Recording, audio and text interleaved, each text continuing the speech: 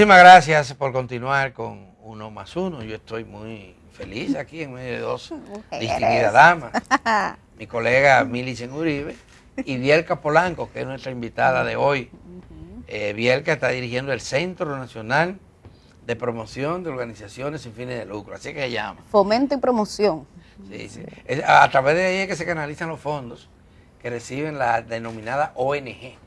Efectivamente, nos conocen así, nos conocen más por eso, porque asignamos los fondos, pero somos mucho más. ¿Así? Sí, nosotros promovemos la participación de las organizaciones en lo que son las políticas públicas, en la gestión de políticas públicas sectoriales. Y tratamos, es decir, tratamos de que los espacios de participación de las organizaciones no sean meros formalismos, sino que haya una participación auténtica de las organizaciones que representan a la sociedad civil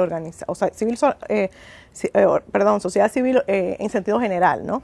Entonces, realmente es mucho más. Claro, los fondos son necesarios para tú implementar políticas públicas, tú necesitas recursos. ¿Y cómo logran ustedes ese primer punto de que efectivamente no se quede en un tema nominal o presupuestario, sino que participen de la toma de decisiones? Eso es un trabajo muy importante, es un trabajo constante.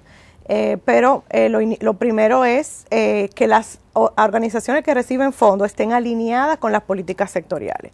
O sea, cuando llegamos al inicio de nuestra gestión, nos encontramos que no había alineación. Tú tenías un banco de sangre, por dar un ejemplo, habilitada por educación, que no tiene nada que ver.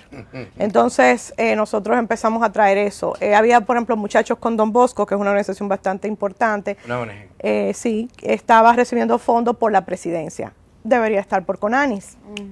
Sí. Entonces, ahí vemos, empezamos a alinear, empezamos a organizar todo este proceso y ese es el primer paso, que las organizaciones, que los fondos que se invierten en las organizaciones se utilicen para promover, para fortalecer la ejecución de la política pública, del plan plurianual, para ser más específico, de cada sectorial. Ya. Entonces, en este año hubo quejas Muchas. de muchas organizaciones no gubernamentales que reciben fondos del Estado, que se los recortaron, que se los quitaron. ¿Qué pasó? Mira, yo diría, por un lado, que eso es un buen símbolo, eso es parte de la expresión democrática. O sea, que el dinero, que los recursos no sean un mecanismo de cooptación, que las organizaciones, porque reciban fondos, no dejen, o porque no reciban, no dejen de denunciar, de incidir, de hacer incidencia política. Entonces, en ese sentido, es una expresión. Cuando las organizaciones se quejan, eso quiere decir que hay mecanismos democráticos del lado de las autoridades. Se van a seguir quejando porque estamos, no todas las organizaciones pueden ser aprobadas para el presupuesto. Nosotros tenemos que tener controles suficientes, tenemos que garantizar que el dinero público llegue a donde tiene que llegar. Y si no hay las garantías suficientes de parte de las organizaciones, hay que detenerlo. Obviamente no son decisiones arbitrarias, se toman con evidencias, se dan oportunidades, hay procesos de formación. ¿Y cuáles son esos tipos de indicadores o evidencia que ustedes toman en cuenta? Yo le digo porque yo escuchaba inclusive crítica de organizaciones muy conocidas como Hogares Crea, por ejemplo. Mira, lo que pasa es que a veces hay falta de conocimiento. Y es decir, de cuáles son los indicadores, hay un proceso de capacitación, de formación. Yo creo que Hogares Crea se siente muy conforme del trabajo que estamos haciendo. Obviamente sí hubo un momento en que sí, tuvo sus quejas. Hay muchas veces resistencia con el tema de la exigencia de las evidencias. Por ejemplo, Salud Pública, hablaba de Salud Pública. Porque ellos incluso establecieron un manual de rendición de cuentas. Es la única institución que tiene manual de rendición de cuentas, donde dice qué gastos son permitidos y cuáles no. Entonces, en el caso de Hogar Crea, sin duda alguna hacen una gran labor, no podríamos estar sin ellos, pero tenían algunos elementos que tenían que mejorar, y en la medida en que yo he ido entendiendo que no es solo a ellos, sino que es una política que se aplica a todas las organizaciones, que realmente eso contribuye a la transparencia, a devolverle la reputación a muchas organizaciones. Yo creo que se han alineado. ¿Cuántas organizaciones están recibiendo fondos del Estado a través de centro Ahora mismo tenemos 870 organizaciones recibiendo fondos. Ahora mismo tenemos registradas 8,000 en el centro. 8,000 organizaciones registradas. Y solo 800 reciben. Exacto, aproximadamente. De esas 8,000, 4,000 están activas, porque muchas veces se constituyen, pero luego que los directivos asumen otros destinos y bueno, se queda esa organización en el aire. Y hay organizaciones que la constituye una gente, después afilia. Pero como que era de 4,000 activas que solo 800 reciban, es poco. Bueno, pero si tú te pones a ver las que solicitaron, son aproximadamente 1,300 organizaciones, tampoco, porque es una solicitud que hacen las organizaciones. ¿Cuál fondo es el que disponen ustedes? 2,000 millones de pesos anuales. Pero es un fondo respetable. Es un fondo respetable. ¿Y cuáles son las organizaciones que más fondos? Bueno, rehabilitación. Rehabilitación está recibiendo aproximadamente... Eso es todo un complejo de servicios. El gobierno no da ese tipo de servicios. O sea, ahí ese es un ejemplo muy claro de cómo del rol que debe llevar una ASFL, del rol que puede llevar una ASFL, una asociación sin fines de lucro, en alianza con el gobierno. Y ese es ellos dan un servicio de primera. Y bueno, incluso pueden cobrar, porque eso es un mecanismo de sostenibilidad, pero subsidian también. O sea, ninguna persona, por no carecer de fondos, puede... ¿Y además de rehabilitación? Bueno, está el Comité Olímpico Dominicano, está Profamilia, está Surfuturo, pero también, o sea, es muy diverso, es un mundo muy diverso. Tenemos también los hogares de ancianos, no me pregunten los nombres, pues son muchos. Tenemos también los hogares el cardiológico, el diabético. Claro, el Instituto de la Diabetes. Tenemos también Instituto de la Diabetes, no, dermatológico. Está recibiendo fondos. ¿El de la diabetes no? No, no que recuerden. Bueno, es que si no solicitan, o sea, es el primer punto. Porque una de las instituciones manejadas por patronato privado, por fundaciones, que mejor funciona y que, bueno, tienen que recibir algún... Yo no sé si será en el presupuesto de salud pública. Exacto, puede ser que... Porque ellos ofrecen unos servicios, incluyendo los medicamentos, que cuesta una sexta parte de lo que cuesta en el mercado. Sí. Puede ser, por ejemplo, Corazones Unidos recibe fondos también. ¿Corazones Unidos recibe fondos? Sí, la Fundación Corazones Unidos. A la fundación, oye, sí, que ellos hacen operaciones. Pero pregunto porque hay una clínica. Exactamente. ¿Está asociada a eso? Sí. Es muy diverso el mundo, porque tenemos los hogares que tienen programas residenciales para niños y niñas y también población envejeciente. Pero también tenemos clubes deportivos, una asociación de baloncesto. O sea, tenemos ligas, o sea, son organizaciones pequeñitas incluso, que lo que tienen es su...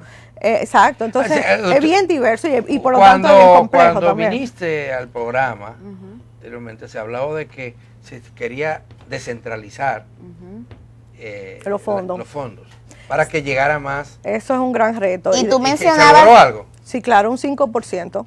Es todavía insuficiente, tenemos que continuar descentralizando porque estamos hablando de que cuando llegamos encontramos que el 77% de los fondos se estaba quedando en el Distrito Nacional, en el Gran Santo Domingo y en Santiago, el 77%, ahora es el 72%. Entonces vamos mejorando, mejorando. Santiago y el distrito concentran la mayor población. Sí, y también hay algo interesante, a veces tienen su sede aquí, pero muchos de sus proyectos también afectan. Entonces estamos haciendo ese análisis para ver realmente cómo la inversión puede llegar al territorio, llega más. Pero y en el caso de las fronteras, perdón a Adalberto, porque sabemos que dentro de la política general del Ministerio de Economía está la planificación por territorio. Sí. Y en el caso de la frontera tengo entendido que en el centro hay un porcentaje dedicado, un 30%, si no me equivoco, dedicado para las asociaciones sin fines de lucro de la frontera. Eso se está cumpliendo. Sí, o sea, obviamente tenemos que recibir las solicitudes. Si no hay solicitud, se quedan esos fondos y se distribuyen de otra forma, o sea, a las otras organizaciones. pero está esa acción positiva que hemos implementado para promover la participación de las organizaciones, pero todavía, o sea, no hay suficiente tejido social, no hay suficientes organizaciones con la capacidad de gestión, porque también nosotros tenemos que asignar fondos donde no haya la garantía de que se va a implementar bien. Sí, sí. Pero hay un tema también con esto de los subsidios. Generalmente se canalizan a través de la denominada ONG. Y las ONG son equipos técnicos muchas veces muy reducidos, aunque hagan un trabajo amplio. Pero el tejido social dominicano se sustenta principalmente en organizaciones sociales, valga la redundancia, que no es lo mismo que una ONG. Digamos, en la frontera hay muchas asociaciones de agricultores, de mujeres, de jóvenes, exactamente, pero no tienen esa estructura legal que se requeriría. ¿Cómo resolver eso? Sí, eso es también un proceso. O sea, esas organizaciones existen, están ahí, pero no están formalizadas, no están constituidas en ONG o en ASFL, como dice la ley 122.05. No están constituidas y por lo tanto no pueden acceder a los fondos. Entonces esa es una limitación. Estamos haciendo un proceso de formación, un proceso de sensibilización de la necesidad de crecer, porque en la medida que esas organizaciones se formalicen, van a poder acceder a fondos. Entonces es un proceso de sensibilización y de capacitación. Delka, en el pasado veíamos un tema alrededor de estos fondos, que era cuestionamiento de transparencia, porque había legisladores y funcionarios que tenían sus ONG y recibían ese financiamiento. ¿Qué mejoras se han dado en ese sentido? Bueno, la ley no prohíbe que una persona, un político, por ejemplo, se dedique, o sea, tenga una organización. La ley no dice nada. Nosotros lo que estamos promoviendo es que se usen los fondos para lo que se dice que se van a usar. Independientemente de quién sea. Exacto, o sea, cualquier persona es un derecho constitucional organizarse, o sea, no se puede prohibir. Cualquiera puede constituirse y crear una organización. Pero la crítica era porque se utilizaba el tráfico de influencia, porque a veces eran legisladores del partido oficialista que tenían el contacto con el ministro de Economía, entonces recibían privilegios en comparación con otras asociaciones. Mira, nosotros recibimos en nuestro despacho a todo el que vaya, se le trata con una gran deferencia, por supuesto, por sus funciones públicas, pero los procedimientos son los mismos para todos.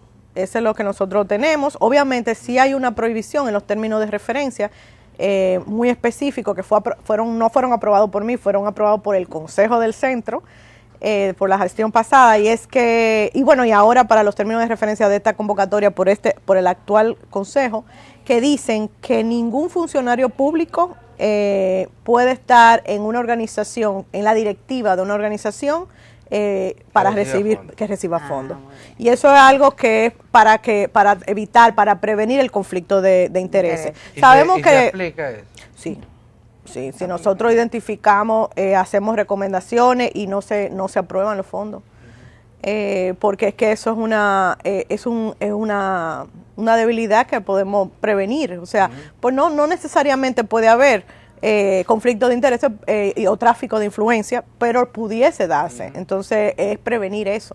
Y ha habido organizaciones que han tenido que reestructurarse, que los que son funcionarios han tenido que pedir una licencia y alejarse. El mismo ministro de Deporte renunció a una federación. No sé si ustedes recordarán. O sea, y eso es un gran ejemplo, un buen ejemplo de cuál es la postura que deben tener los funcionarios. Tengo una preocupación, en el siguiente sentido. ¿Qué tan rigurosos son estos requerimientos técnicos que pudieran estar impidiendo que organizaciones pequeñas, por no tener esa capacidad a la que hacía referencia Adalberto, puedan accesar esos fondos? Ustedes se encargan, por ejemplo, de darle asesoría y acompañamiento. Sí, nosotros tenemos la división de fomento, que es la que se encarga de los procesos de fortalecimiento institucional, de todo lo que son las actividades de capacitación.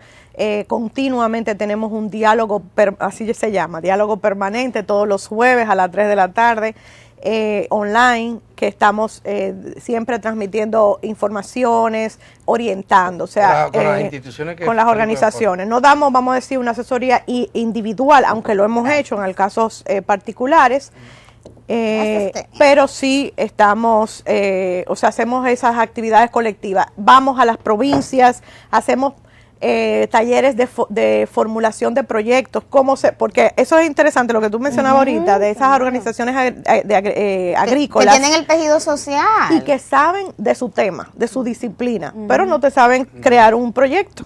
Entonces ahí hemos entrado nosotros con talleres de formulación, de proyectos, orientamos, tratamos de hacer las cosas simples. La complejidad, bueno, de los documentos, realmente si una organización está trabajando, tiene que tener eso. Porque tú tienes que tener un plan de trabajo. Por menos actividades que tú hagas en un año, tú tienes que saber qué tú vas a hacer. Voy a hacer una de esto. Entonces, un plan de trabajo, la gente crea un plan de trabajo. No, yo no. Todo es a tu alcance. O sea, es simplemente las actividades, la lista de actividades que tú pretendes hacer este año. Un presupuesto, ¿cómo tú piensas gastar el dinero? El presupuesto está condicionado a un determinado uso. Sí. ¿Para qué se da dinero? Bueno, como decía al inicio, tiene que ser para impulsar el plan plurianual de una sectorial. Es decir, tiene que contribuir a las líneas programáticas de esa institución. No puede ser simplemente que algo que se me ocurrió. Que se me ocurrió. No, tiene que, de alguna forma, eso que se te ocurrió tiene que estar alineado con la política pública, que contribuya a los indicadores. Digamos, una organización solicita fondos porque necesita tener 3 empleados. No, eso no. De hecho, la ley lo prohíbe, o sea, prohíbe que los fondos se vayan a gastos administrativos, o sea, que su totalidad de los fondos se vayan a gastos administrativos. Pero le plantea cuota. Sí, un 20% de los fondos son para gastos administrativos. Y en eso estamos súper rigurosos. ¿Y ese gastos administrativos implica personal, equipos? Bueno, depende, porque si una persona está del personal operativo que está que le tiene la responsabilidad de la implementación del proyecto, puede considerarse un gasto operativo, no administrativo. Los gastos administrativos son los gastos fijos de la organización que tienen que ver con luz, local. Exactamente. Ahora, tú alquilas un local para una capacitación, eso podría entrar como gasto operativo. O sea, también tenemos que ser lo suficientemente flexibles para que los fondos puedan contribuir Ustedes tienen una convocatoria abierta ahora mismo que vence, si no me equivoco, el día 16. Entonces, cuéntanos cómo va eso. ¿Cómo va eso? Cuéntanos cómo va este proceso. Bueno, las organizaciones están muy entusiasmadas. Empezamos la convocatoria el 1 de marzo. Concluye el 16 de mayo, lo repito porque no habrá prórroga. No va a haber prórroga. O sea, yo creo que en la historia de la ley 122.05, yo creo que nunca, siempre ha habido, pero en esta ocasión no se va a hacer. Por eso abrimos bien temprano, abrimos el 1 de marzo y hemos hecho un proceso de comunicación fuerte. Hemos estado capacitando bastante, hemos hecho recorridos para que eso se respete. Eso tiene una razón. Qué bueno. Hay un calendario presupuestario. Claro. Y tenemos que evaluar los proyectos. Y eso no se hacía. Antes era muy fácil. Antes tú llegabas, recibías la solicitud, armabas el presupuesto con y luz verde. Verde. O sea, había una evaluación muy limitada realmente. Ahora nosotros tenemos toda una metodología que fue aprobada por el Consejo donde todo empieza por la sectorial. O sea, queremos tratar de crear, de convertir este mecanismo en un mecanismo de desarrollo, un instrumento de desarrollo. Y ese es el legado que queremos dejar. Se alegó cuando se estaban haciendo las críticas a los recortes que ustedes hicieron, que era por razones políticas. Se estaba discriminando a la gente que pertenecía al gobierno pasado y esas cosas. Sí. Bueno, yo, o sea, jamás en la vida podría estar de acuerdo con eso. O sea, yo vengo precisamente del ámbito de las ASFL, llegué a solicitar fondos estando en la directiva del Instituto de Derechos Humanos Santo Domingo y me lo negaron. Entonces yo, por precisamente relaciones, o sea, no tener relaciones políticas, entonces como yo ahora, de este lado de esta posición, exactamente, puedo, pero todo lo contrario. Lo positivo es que justo anoche recibí el testimonio de una persona que se quejó porque les recortaron el presupuesto diciendo lo bueno que estaba funcionando las cosas, porque le mandaban informaciones, miren, aquí hay fondos, y hay fondos, para si ustedes quieren aplicar, y ponía 3 ejemplos de 3 cosas. No, me alegra saber entonces eso. Eso es un reconocimiento al trabajo que están haciendo. Bielka, ya nos tenemos que ir, pero tú has mencionado varias veces el consejo y sería importante para la audiencia que tú expliques quiénes conforman el consejo. Yo sé que hay asociaciones sin fines de lucro. Efectivamente, el Centro de Fomento es un órgano participativo en el que están representados donde tenemos a 5 ASFLs escogidas por sus dile a la pares. gente qué es lo que es eso, SFL. Asociaciones sin fines de lucro. Las ONG. Las ONG. Que es lo que se ha quedado en el ideal. Y que la ley 12205 habla de eso, las asociaciones sin fines de lucro. Entonces tenemos 5 organizaciones que representan a todas las organizaciones de todo el país. ¿Y cómo se eligen? Se eligen por sus pares cada 2 años. Nosotros iniciamos el proceso el año pasado, donde primero se presentan los candidatos y luego se escogen las ternas. No participan mujeres. Son todos los candidatos. Y las organizaciones candidatas. Tienes razón. Ay, Dios mío. Ay, Dios mío. Pero bueno, tenemos 5. Tenemos a Rehabilitación, a Profamilia, a Surfuturo, a la Red Misericordia y al Instituto del Sordo Santa Rosa. Esas son las 5 organizaciones y luego tenemos a 5 instituciones gubernamentales que está DIGEPRES, o sea, el presupuesto, el Ministerio de Administración Pública, la Contraloría General de la República, nosotros y la Procuraduría General de la República, porque ustedes saben que por ahí es que inicia todo con la incorporación. Bueno, gracias, se acabó el tiempo, pero qué conversación más interesante, Adalberto, con Bielka. Claro.